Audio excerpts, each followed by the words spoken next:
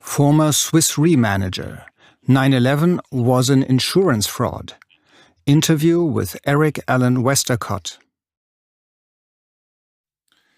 I am pleased to welcome Eric Allen Westacott to KlaTV today. Eric grew up in Switzerland as the son of an Englishman and a Swiss woman, started an apprenticeship as a detail fitter.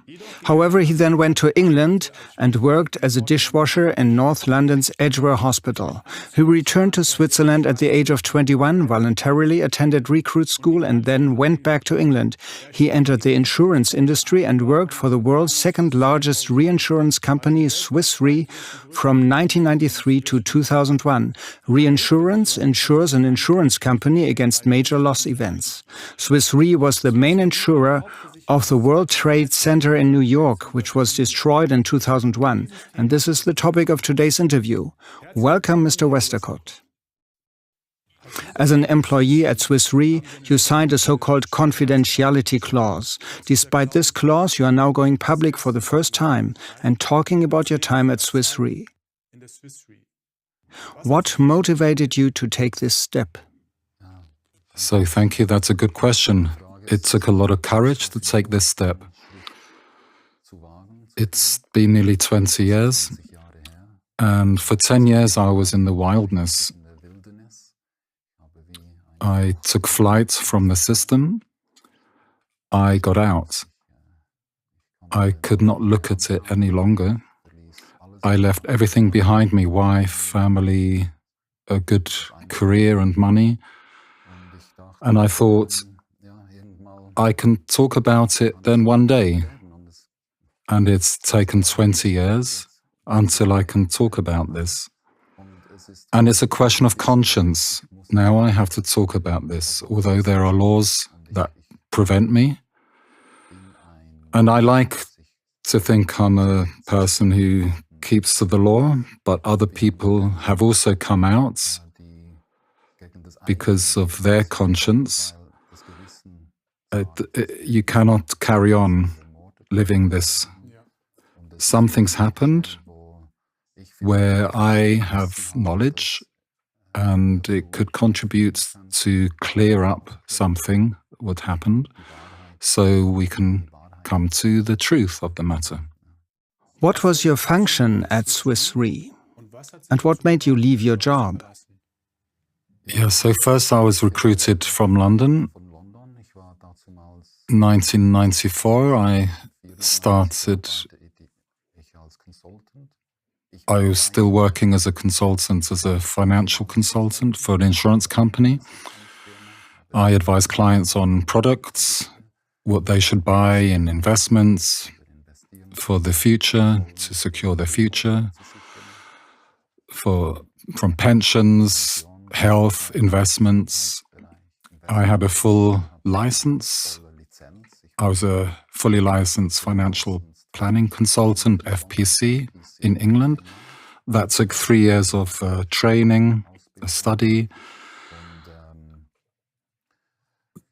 The reinsurance company was looking for a new person. They had one already, advising clients worldwide about knowledge, about how the UK market works, how the distribution works, ethical issues, ethical and good structures. So they themselves, of course, the reinsurance has better business from this. So they asked me if I would like to take the position as international training manager. So to share the knowledge and to train their first insurance clients. So to do what I did in the English market, because the whole world looks to England as the key principal market of insurance. This comes from seafaring, Lloyd's of London, and this is why it's seen as the principal market. So for me, this was very good. I could travel a lot. I traveled to Southeast Asia, Middle East, India, Eastern Europe, I traveled extensively and had a very nice time. It was a wonderful experience for many years.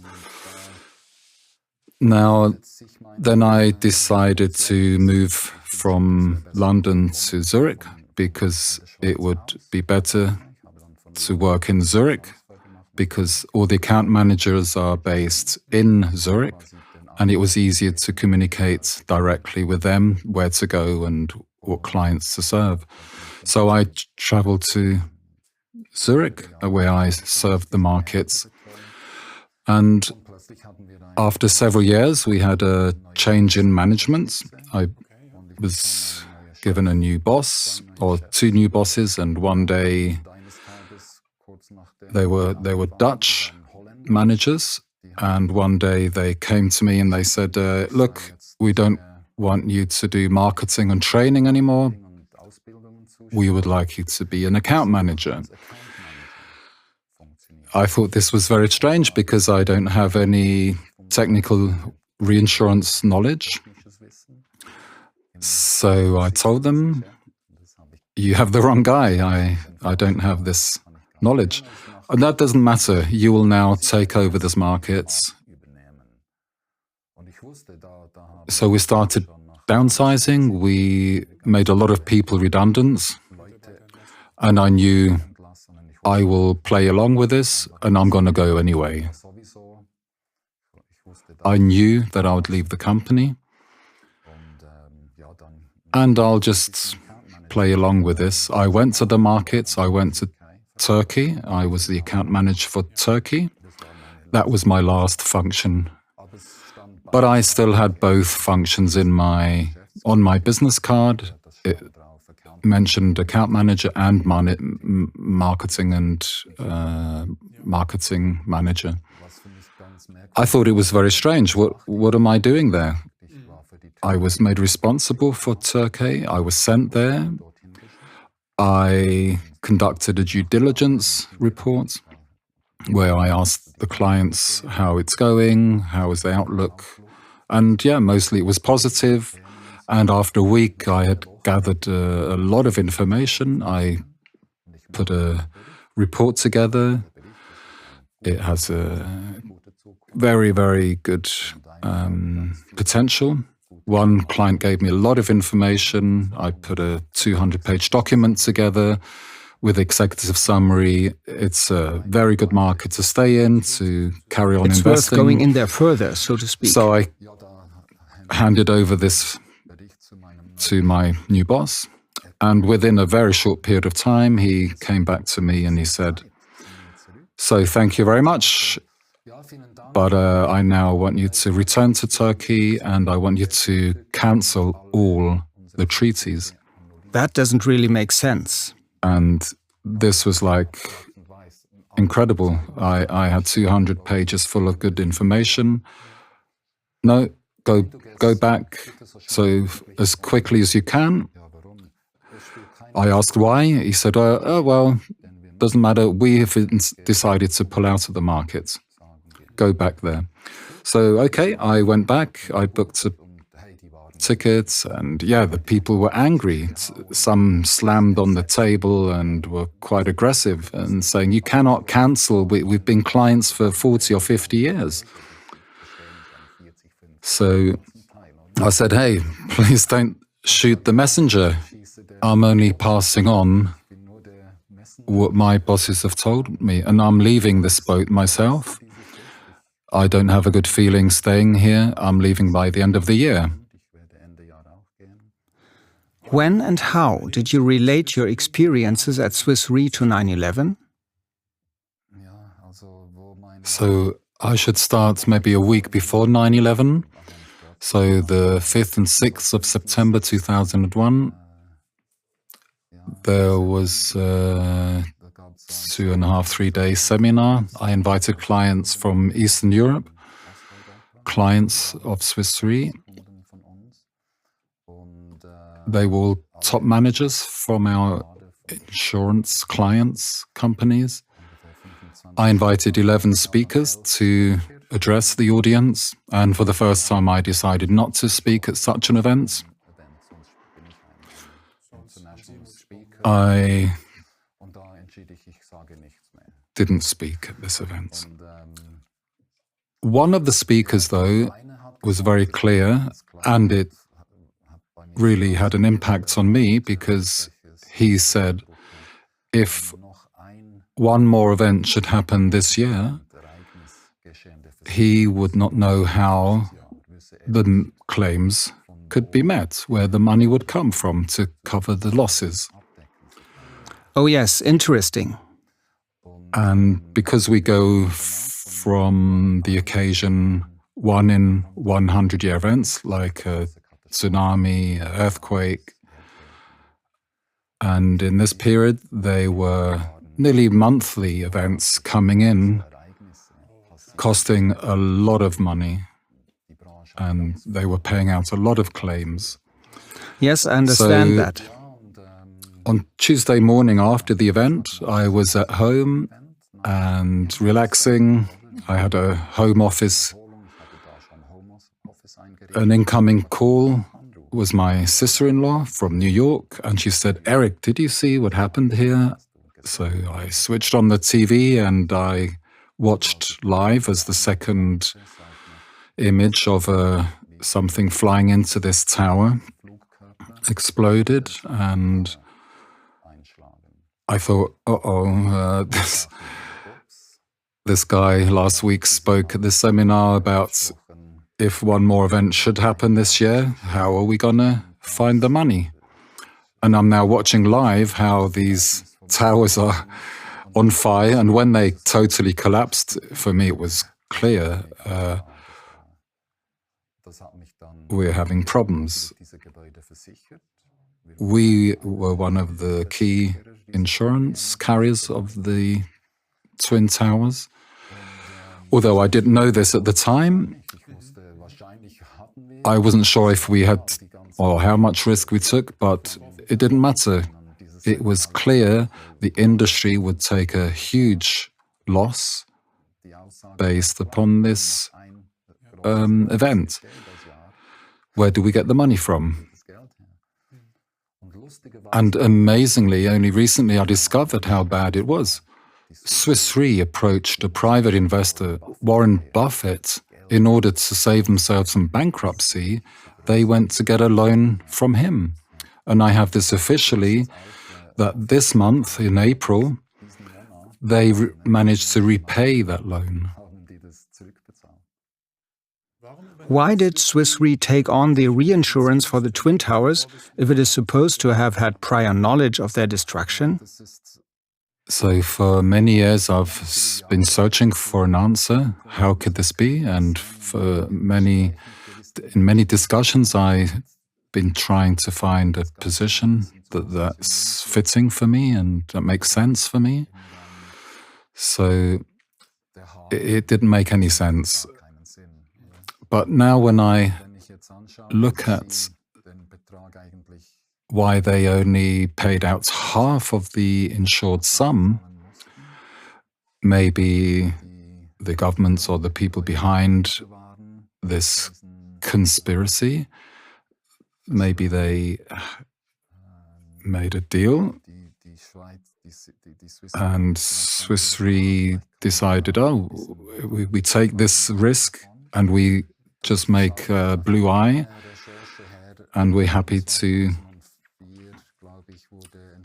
have just having to pay out half of the sum assured, because a court in 2004, based on the one event scenario, if there was one event, like an earthquake, and both towers fell down, they would only pay out half of the insured amount. And because, thanks to George W. Bush, because he announced relatively early after the downing of the buildings, he knew straight away that there were terrorists involved, and he announced war against terror. So, based upon this classification, the court decided it was one event, a terror attack, not 3, 4 or 5 events. It's one event. And based on this, Swiss Re came away with the blue eye because they only paid out half, which added up to $877 million, thanks to this situation. And in addition to that, there was American Re. So you can imagine one of the largest, biggest risk carriers in America was purchased by Swiss Re. Lock, stock and barrel. All the risks, all the people, for a long, long time, not only in America, but worldwide, we took on this company. And maybe there were agreements. We will sell you this company, but maybe you take something that's not so kosher or halal. So I could imagine something like that possibly went down, because when I returned from Turkey, I met my old director who was responsible for the Middle East. He stood by the lift and he looks like as if he was in shock. And he mumbled, he said, I've just returned from Lebanon and Jordan, the Middle East, where these and these clients, you know them, you were there. And I was there, I trained them, I gave market seminars there. And he just returned after he'd cancelled all of the reinsurance treaties with Arab countries, with Arab clients. So for me, that's interesting. Was there prior knowledge? And yes, it was confirmed by a CIA whistleblower, Susan Lindauer. She said on the 2nd of August 2001, the CIA knew that something was going to happen to the Twin Towers. And she signed and she made a statement in her testimony. So yes, there was prior knowledge to this. And also a lot of sales were made in shares with put options based on the value of companies like airline companies, insurance companies before 9/11 and after 9/11 with the put options. Somebody made a lot of money. And the head of the Secret Service in Germany, Andreas von Bülow, he said the fraud could be worth $15 billion based upon these put options being sold. And the man responsible for put options in the Deutsche Bank, Mr. Krongarten, he was then given the job by George W. Bush as head of the CIA. So I see some very interesting connections there. And for me, I would ask, something's not right. Something's happening. We don't have the full picture. A lot of people have died. And the families have the right to know what happened and who's behind it. You assume that 9/11 was an insurance fraud. Can you explain this in more detail? So the new leaseholder, Silverstein, weeks before 9/11, he bought the lease. He underwrote the contract, and we hear him saying pull the building. So this is recorded on video, and within the industry of demolition, we hear them talk about pulling a building means demolition. It's time to... Why would he say that? Who did he say it to? Why has nobody asked him to speak out in front of a court? What are the meaning? What's the meaning of these words? I question why an reinsurance company pull out of a market or many markets if maybe they think there's a war coming. They don't want to keep risk in these markets because it would cost them a lot of money if there's going to be a war there. So it's better, we see they take the risk out from the Arabic world, from the Arabic markets. They cancelled everything that was there. And for me, it's clear, it's indication that something's not running properly. Like this lady from the CIA, she confirmed they had prior knowledge. On the 2nd of August, the Twin Towers will be attacked. So even the BBC has a situation with one of their reporters at 20 past 5 on 9/11. The reporter was recorded saying, "We've just received information that the Solomon Tower has collapsed." But behind her, this tower is still standing. So somebody knew something's going to happen to this tower. So Mayor Giuliani, so the mayor of New York, should have been in that building. They had their headquarters for an emergency situation. But of course, it was so close to the Twin Towers that they probably decided not to go into that building. It's probably not the right thing that he would have gone there, but something's not right because... Well, Twin Tower number 7, it was occupied by the CIA, the NSA. It was an important tower, 43 floors high. It would have been the highest tower in Switzerland.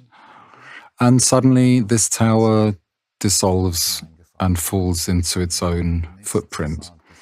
And NIST states, oh yeah, well, there were office fires, and because of these flames from debris, but it's just not possible that because of these buildings collapse. So there must be some other reason they come together,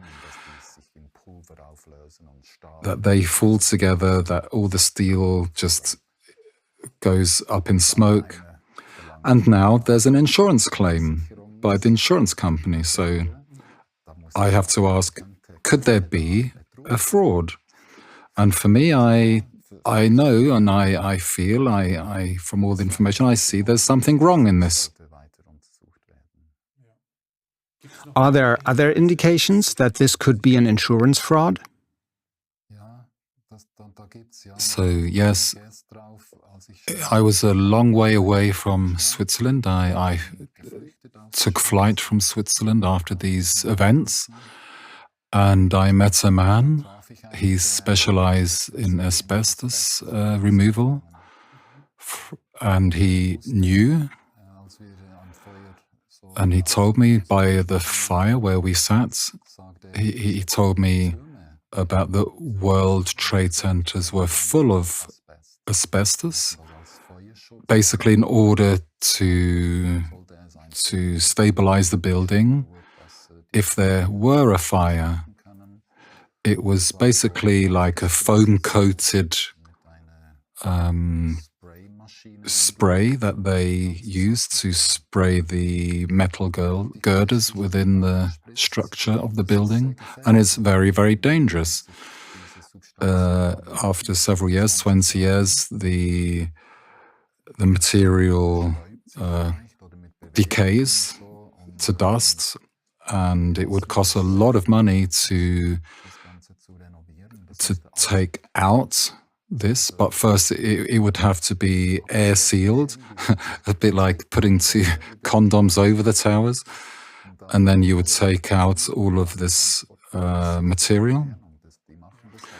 And the man I met, he has a company that does such work, and he said the cost would have been just unpayable. It would have been not feasible. But it would have been another reason. Oh, look, the towers are gone. The asbestos problem is away. Now we can start afresh. So how convenient. So if I were an insurance detective responsible to uncover a fraud, I would for sure look at these issues and say, aha, this could be a reason. Maybe the owner of the lease or the owners of the buildings would say, this could be a good way to not have to carry the costs. It would be the best thing if we took the buildings down with explosives. Yes, how do you think 9/11 should be dealt with? What would be your wish? So my wish would be for the relatives of the deceased that they understand what happened on that day and that the guilty meet justice. However, I can hardly see that this can happen in Americans' system because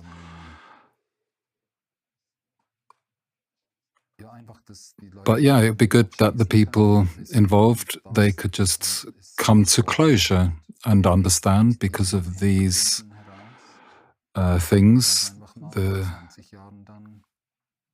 connections between events, they can let go of what happened and move on in their life. But I don't see it can happen in America because they have this State Privilege Act, and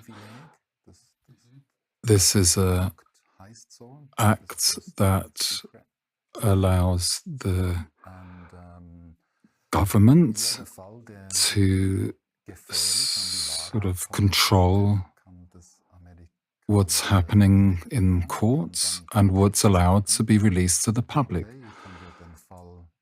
So they say what the conditions are. So for sure it happens behind closed doors, hidden away from the public. So, for example, the case of Sibyl Edmonds, she was a recruit of the FBI to listen into dialogue on the telephone discussions around the 9/11 time period, and she discovered a lot of big names. A lot of big names are involved in this situation, and some people knew that 9/11 is about to happen. So she brought this case to the highest court, the Supreme Court of America, and the government used the State Privilege Act to silence her. They gagged her, and this information, and for me this is just unbelievable. Twice she brought cases to the Supreme Court, and twice they gagged her. They silenced this information. It was only allowed behind the closed doors. And one of the cases, she claims there was pre-information that 9/11 is about to happen. And now, if they are silencing her in court and not allowing this to be released, it's clear who is lying or who's telling the truth and who's trying to hide the truth. And if they knew about these attacks, why did they allow these attacks to happen? Who are these people who earned money from this? And these people must be brought to justice. And on the 9/11 Perspectives event that I arranged in Zurich in 2019, I tried to bring across my story to the public. But I had a consultation with a lawyer from America, and he advised me not to speak at that event, because if I did, I have a clause, I have a contract with Swiss Re not to speak about what's happened in the insurance time that I was working with them. But if you speak out, and if there is a case in court in America, your information will not be allowed because you already broke the law by breaking your contract. It can only be through a judge that tells you what is allowed and what is not allowed. And then the government comes and says, oh yes, but that's not allowed to be in public. And possibly it's the same in Switzerland as well. So based on these laws, I withdraw myself from the speakers list. I took my name out. Daniela Ganser and other very good speakers were there to talk about their perspectives of 9/11. But I removed myself from this list and found a new speaker who could speak about the towers, Jan Zappa. He's a high-rise engineer with his own company, building these structures all over the world, and also arranged for insurance risk assessments. And he had a lot of knowledge in this, and he spoke about this, and he would like to speak about this on the events, how the buildings are so strong and how impossible it is that these buildings can collapse. But he also said that he would like to write a letter to the chairman of Swiss Re, Mr. Kielholz, asking him why is he paying out on an insurance fraud. A Swiss company is paying out a lot of money. Why? The shareholders surely are going to suffer, and this should not be acceptable for a Swiss company. So he made a lot of accusations, and I felt this is a bit... he sent me the documents, and I advised him to cut out certain sentences because it could be libel. It could be defamation or character defamation.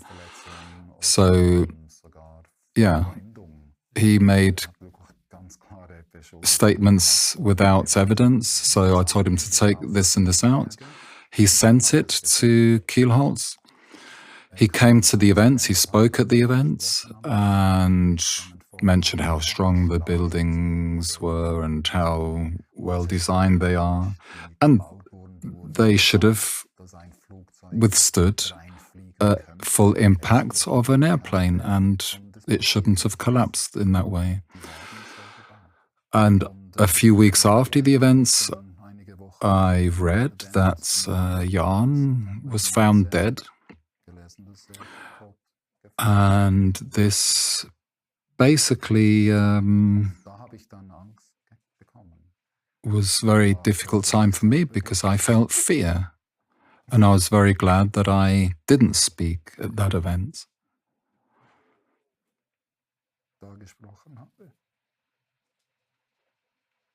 I felt fear.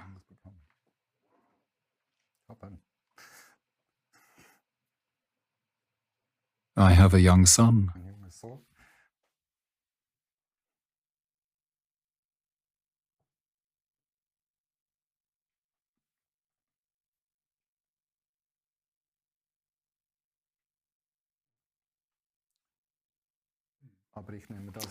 But I also accept it now because my son will be 3 in November, and yes, it's my conscience. I have to talk about it, I have to bring the truth to light, and for me it's worth more than my life. What would your closing words be? My ending word is peace. And after this interview, I'm released. My conscience is clear.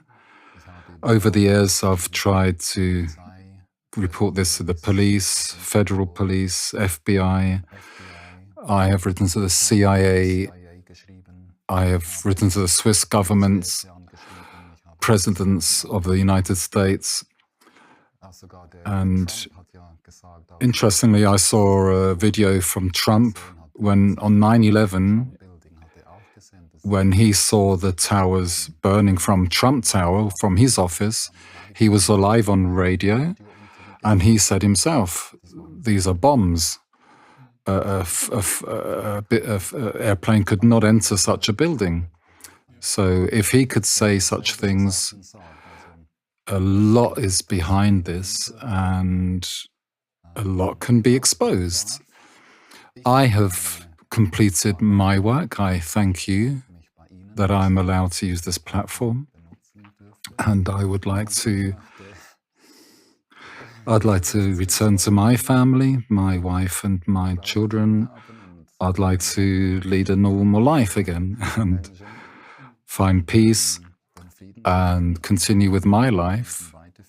And through my knowledge, all thanks to God, I was allowed to live free. I lived in forests. I've been allowed to have a lot of insights. So now I'm dedicating my time to the children, to the youth, to show them different ways in life, to be connected with nature. That leads us to health and a good health. So this is my last statement. Peace, and thank you very much. Yes, thank you very much for the interview. Thank you for your openness and for sharing this important information with us and with the public. Dear viewers, I think this is again a very important building block to understanding 9/11. Please also help this knowledge to be widely disseminated and distribute this program to as many people as possible. Thank you very much.